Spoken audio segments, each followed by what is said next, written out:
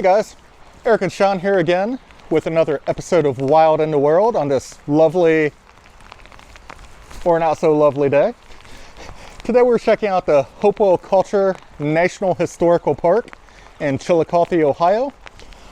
Now these mounds behind me are actually about 2,000 years old. However, they've just recently started protecting these. It's actually a National Heritage Site now. A lot of, building, expansion, farming did a lot of damage to these. And some of them you can't even really see except from the air. They're almost flat. So protecting these, it was really just a very important thing to do in order to preserve our ancient culture in the United States. We're going to go out and look at this a bit more, but as you can see the wall that goes around all of these, and then you can see the different mounds and structures out there. And we'll get into a little more detail as we get out there, and we can explain a few more things.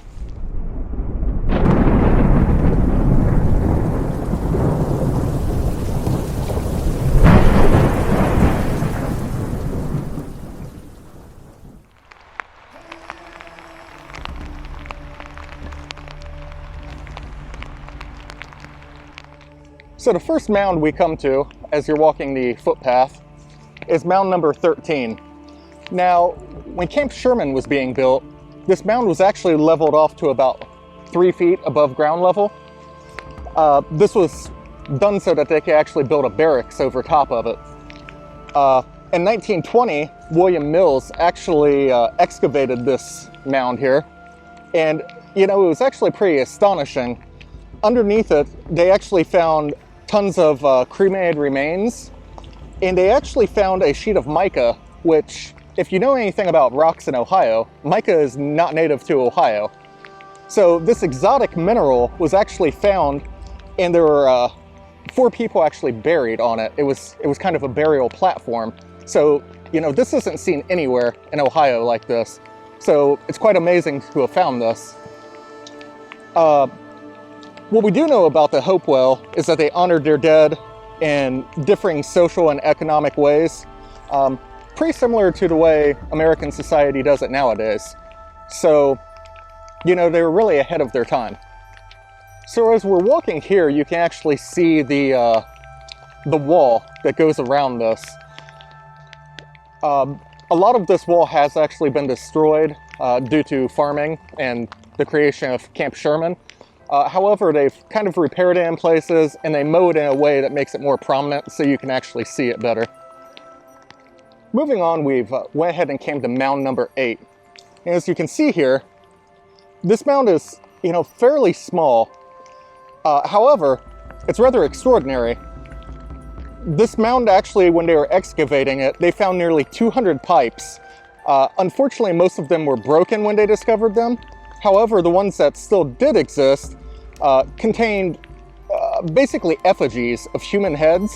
What was so extraordinary about these effigies was you could see facial tattoos and different impressions, hairstyles, headdresses. So it was really an extraordinary find. Some archaeologists actually think that the pipes were mainly used in rituals by ceremonial leaders as they smoked potent native tobaccos. During the burial ceremony, the ceremonial leaders might have invoked the effigy spirit for aid or protection in the spirit world. So mounds were not the only thing that were present at this site. There were also several buildings that were present. Behind me, is what remains of a location of one of these. The structure that was on this site was a bent pole building. It was probably oblong or oval in shape with straightened sides. The doorways were most likely located on each end. The interior walls were flanked. The longest sides and supports in the middle suggest that it probably had an elevated or decked floor. So here we are at Mound 7. Mound 7 is actually the largest of the Mound City group.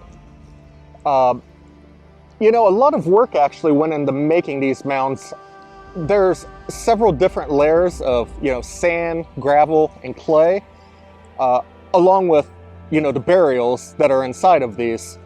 Some of these, I should say. You know, it could take years, decades, or longer to build just a single mound like this. Not to mention all of the other mounds that you can see around here. I can't remember the exact number. I believe it was around maybe 23 mounds that are here.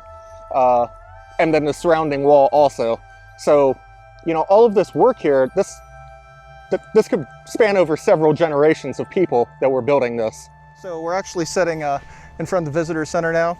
And if you go inside there, there's a really awesome, informative video about the Hopewell culture, probably about 15-20 minutes long. And then there's also a little nature trail back in the woods that kind of loop the entire area.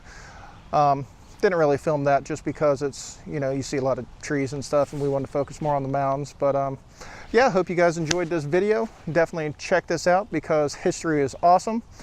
Make sure that you follow us on Instagram and Facebook and YouTube at Pioneer Survival Company, and visit our website and take some classes with us. Learn some survival skills at pioneersurvivalcompany.com.